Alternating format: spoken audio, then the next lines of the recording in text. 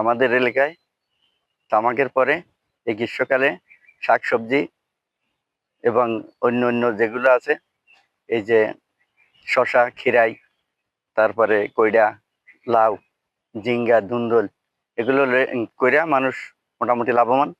আর এবং জাতিয়াত রাস্তার পাশেই মোটামুটি ভালোই। আমরা ওই শশা খেতে করছি এই বছর 3 টন প্রায়। তো শশাও ভালো হয়েছে, প্রচুর প্রচুর বৃষ্টির কারণে মানে তেমন একটা ভালো লাভবান করতে পারিনি আর কি। এলাকার বেশি মানুষ শসা, ঝিঙে, কঞ্জা এগুলো চাষ করছে। আবহাওয়ার কারণে কিছু নষ্ট হয়ে গেছে, আর বাকি আবহাওয়া যদি ঠিক থাকে তাহলে এরা কিছুটা আগ্রহী আসবে। আমি বর্তমানে এই সবজি খেতে 3.5 কেজি মাঝে আর একানি আছে কয়টা খেতে 2 কেনি আছে আমার, 1 কানি প্লাস কদু খেতে। তবে 2 লক্ষ প্রায় 10,000 টাকা খরচ হয়েছে সর্ব। তো এবছরের মোটামুটি যেরকম রেট আছে, মোটামুটি আল্লাহ দিলে আমার মোটামুটি ভালো লাভবানের দিকে আছি। খরিফ মৌসুমে অন্যান্য ফসলের পাশাপাশি আমাদের সবচেয়ে বেশি যেটা আবাদ হয় গ্রীষ্মকালীন শাকসবজি। এই অর্থ বছরে আমাদের গ্রীষ্মকালীন শাকসবজির লক্ষ্যমাত্রা ছিল 1138 হেক্টর।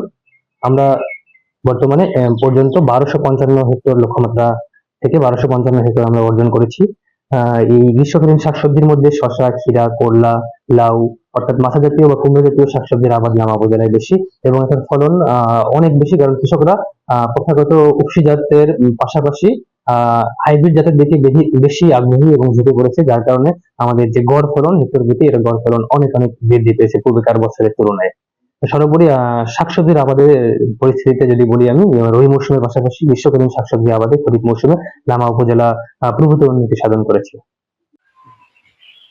আমি শসা করছিলাম 1.5 কানি, খরচা গেছে আমার 70-75 হাজার টাকা খরচা গেছে, কিন্তু বিক্রি হয়েছে আমার 1.5 লাখ টাকায় বিক্রি হয়েছে। আমি এবছর লাভবান হয়েছি। যদি বৃষ্টি না হইতো আরো লাভবান বেশি হতাম। আমাদের এখানে সবজি আরো মেলা আবাদ করে, শাকসবজি বেশি আবাদ করে, কিন্তু বৃষ্টির কারণে এবছর একটু লাভ কম হয়েছে।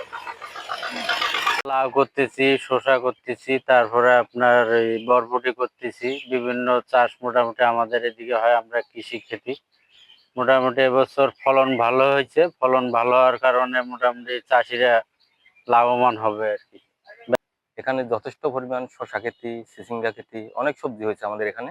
তো আমাদের উপশহরে কৃষি কর্মকর্তা এই ব্লকে যিনি আছেন, উনিও কৃষকদেরকে ফসল উৎপাদনের যথেষ্ট পরামর্শ প্রদান করেছেন। পরামর্শ প্রদান করার পরে আমাদের কৃষকরা যথেষ্ট লাভবান হয়েছে এবং শশা, চিচিঙ্গা, অন্যান্য সবজি বিক্রি করছে। তবে কিছুদিন আগে যেটা অতিবৃষ্টি হয়েছে 1 সপ্তাহ 10 দিন পর্যন্ত, এটাই কিছুটা আমাদের সবজি ক্ষেতগুলা ক্ষতির সম্মুখীন হয়েছে।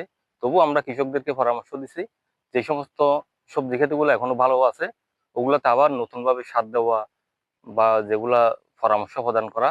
আবার যদি বৃষ্টি হয় ড্রেনের মাধ্যমে যেন পানিগুলো জমে না থাকে।